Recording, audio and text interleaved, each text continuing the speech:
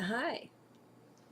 I've pulled the camera back to give us so much of the wall in the hope that we'll have some rainbows passing through. I'm just coming in from my morning barefoot coffee session with the sun. Wipe the tears off my face and try to look reasonable here and see what's to be said before I get off into this day, which for me is an unusual one. I have some business and financial dealings to take care of, and I'm not very good about that. I mean, practical things, no, not too useful. Not too useful at all. Uh, kind of a joke, really.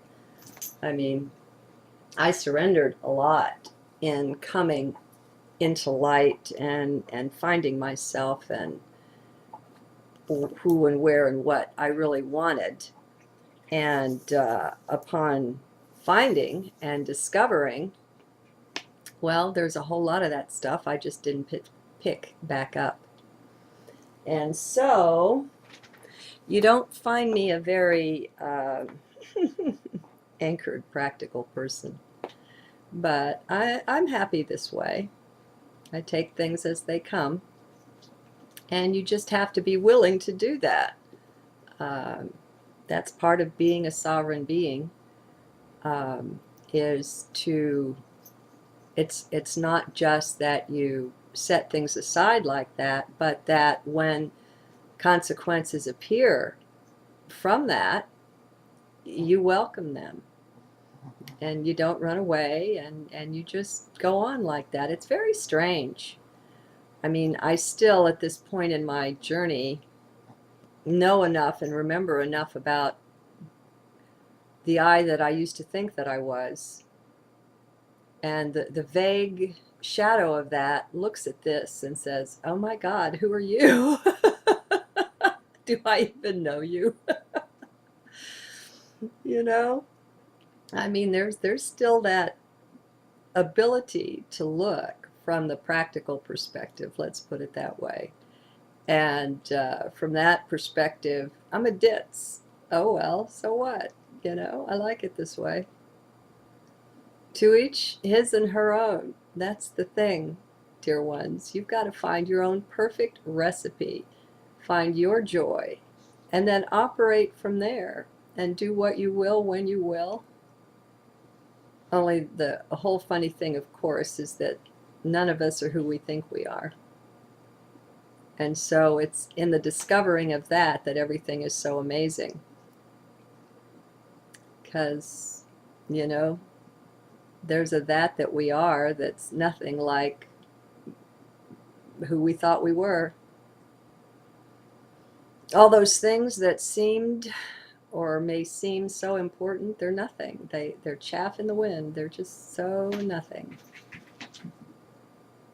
And it's amazing. But I find that just staying in now brings the best benefit, the best blessing. And there's something inside where you're driven to that. I mean, that's all that really is. There's really nothing else. Everything else is a chimera. It's a thought in the head that there's a tomorrow or a future or a 2 hours from now. Be there when you get there. It's all now. It's like Eckhart Tolle does a pretty good job with it.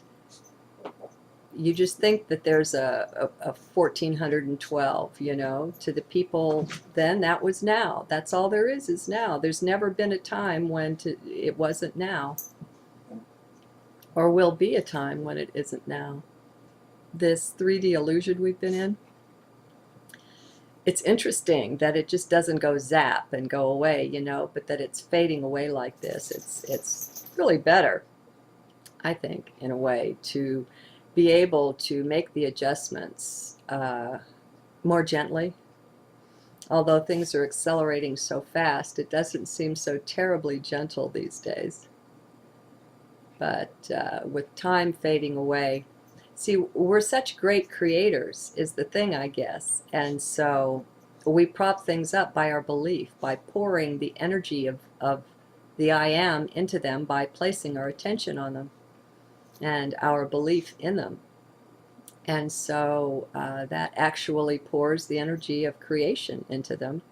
And so even though they're false and not real, they get to temporarily at least seem to exist for a little bit longer, until we pull our belief out of them and watch them go splat. There was nothing there, there's no truth in it to sustain it.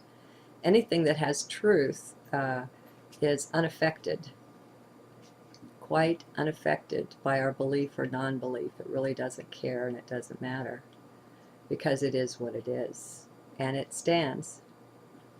And so, just like I say with the ETs, cross them. Say no once in a while. See what happens. Pull yourself back. Pull your belief back and see what happens. Well, maybe it's good to do that with everything. I mean, it's very important to do that with our thoughts, to question every single one of them, not to believe them. It's okay to have them. There's nothing wrong with that. That's what a mind does. It's belief in them that's the problem, not that creates the problem for us. We're creators and we just don't know it. And we've been manipulated to be this way. But we're waking up, so all's fine. All's perfectly fine. It's a glorious cosmos into which we've been born, this physicality. It's so grand. I'm in love with the sun. When I started sun gazing, there was none of that. It was just, this is what people say to do. It's a neat thing. Give it a try. And so I did. Back then I was pretty regular. If I determined to do something, I was pretty faithful with it. So sunrise, I wasn't so good at then, but sunset, oh boy, I was there. And even did it in the house because the mosquitoes were so bad, and I didn't have any kind of natural bug repellent back then, didn't want to use the chemicals. So I just stood in front of the picture window and the west-facing living room and just stared. And it grew over time. It was many months of doing that. And then pretty soon, I made an arc from my heart to the sun to get a real connection, a flow over that. And as I look back, I don't know exactly what happened. There were trips, there were journeys to the sun in consciousness, and some interesting experiences that way. But experience isn't where it's at. It's the beingness of it that is so much more crystal, so much more key to whatever. So it became very devotional, and I didn't understand it, but it didn't matter. It just felt that way. There was a love energy that I had to be there for that sunset, and the tears would just flow, and they were tears of joy and devotion. And the mind had no understanding, but it didn't matter. It was so strong and so powerful and so real that there was very little questioning of it. I mean, how can you understand some things? You just can't, right? Puppy, I'm recording. Hush. As if he understood, right? So there was that period. I don't know. Things morph, There was a time where I kind of let it go. And life changes, and it's not so long, and I find myself up with the dawn all the time with great joy. And so then I've got the morning sun gazing and somewhat less of the evening. Things change. But what it is now, It's really unspeakable. There aren't any words that I can put on it. I can share a little bit, like this morning, for instance. Well, what it is it's love. Um, I never know what's going to flow through with barefoot coffee, but it's always beautiful. And the first thing is a joy and a gratitude and a connection with Gaia, and the trees and the plants and the bugs and the birds and the sun and the earth and everything. There's just that joy that's there. It's like a flame. And you bask in that, and you greet all of that.